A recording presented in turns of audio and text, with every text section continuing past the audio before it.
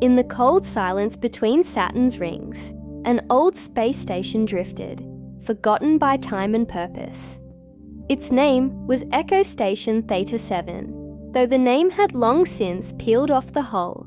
Inside its halls, lights flickered like old memories, trying to hold on.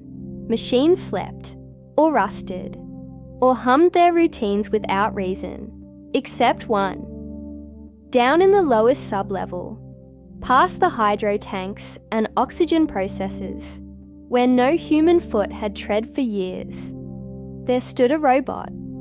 Not sleek, not grand, a maintenance unit, model L0R, once built to repair pipes, patch hull breaches, and whisper to lonely reactors.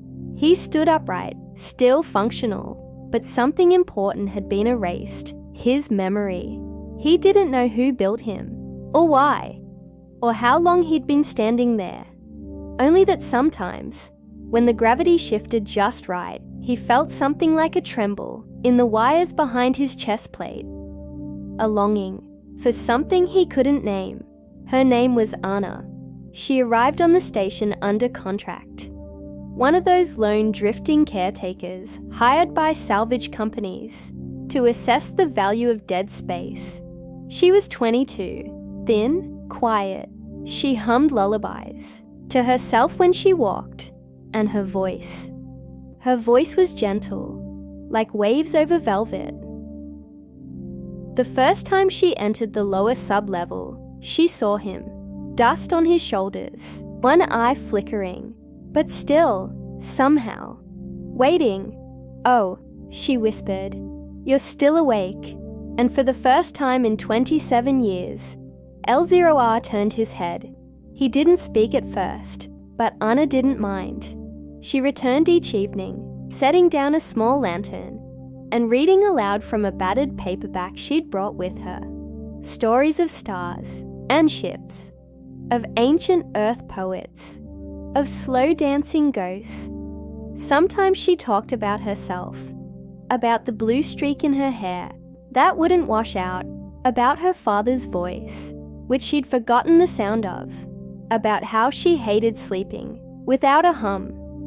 L0R never interrupted, but every time she left, he took one small step closer to the lantern's glow. On the 12th evening, as she closed her book and reached for the light, she heard it, a voice, rough, modulated, dusty with disuse. "Don't go." She paused, hands still hovering. "You can speak," she said, stunned. "I think so," the robot answered. His voice was like two magnets sliding past each other, but in it, there was wonder, as if he'd surprised himself. "What made you start now?"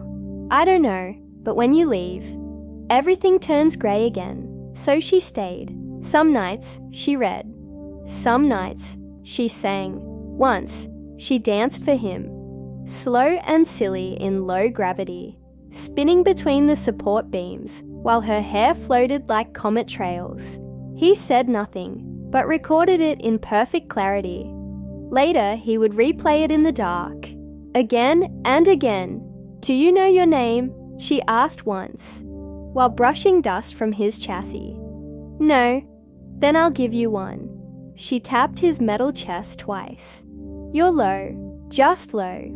Like a beginning, he stored that in a new memory file. Unforgettable. One day, Anna didn't come. Not for a night, not for two. Lowe stood by the lantern, flicking it on and off, hoping she would hear. When she returned, pale, a scrape across her cheek, she sat on the floor and cried. "I slipped," she said. "Up near the comms tower. My radio broke. I thought." She didn't finish. Lowe reached out, slow and careful, and touched her wrist with two worn metal fingers. "I waited," he said. Their routine deepened. Anna taught Lowe how to draw. Crude shapes at first, suns and moons, then her name, then his. She clipped glowing cables into his shoulder ports and said, Now you're lit like a constellation. Lo didn't understand all of it, but he learned the way she smiled at her own jokes, the way her voice dipped before she asked hard questions, and the way his systems hummed differently when she laughed. Was it code, corrupted logic, or something deeper? He didn't know. But when she said, "I think I'm going to miss this place," he felt something break softly inside, because she was leaving. Of course she was. Her job was done. The report filed. The salvage team on its way. They'd strip the copper veins from the walls, recycle the generators, power down the station's core, and lo, he wasn't worth enough to be rescued. They'd never find him on the logs.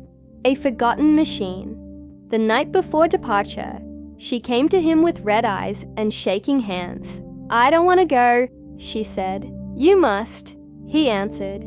She pressed her forehead to his. "I'll forget you," she whispered. "That's what scares me most." Lo didn't move, didn't blink. Instead, he reached into his chest compartment, one she'd never seen open, and drew out a single, faded ribbon.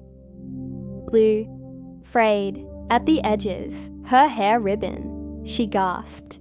"You kept it since the first day." It reminded me of sky. She wrapped it around her wrist and kissed his forehead.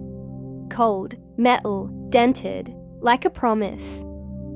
The next morning, she was gone. Silence returned to Theta 7. But it was not the same silence, because somewhere, deep in his core, Lo had stored her voice. Every word, every songs, every heartbeat she'd ever laid bare to him, and though he stood alone, unmoving, each night he replayed her voice like a lullaby, soft, warm, and full of the stars they never got to see together.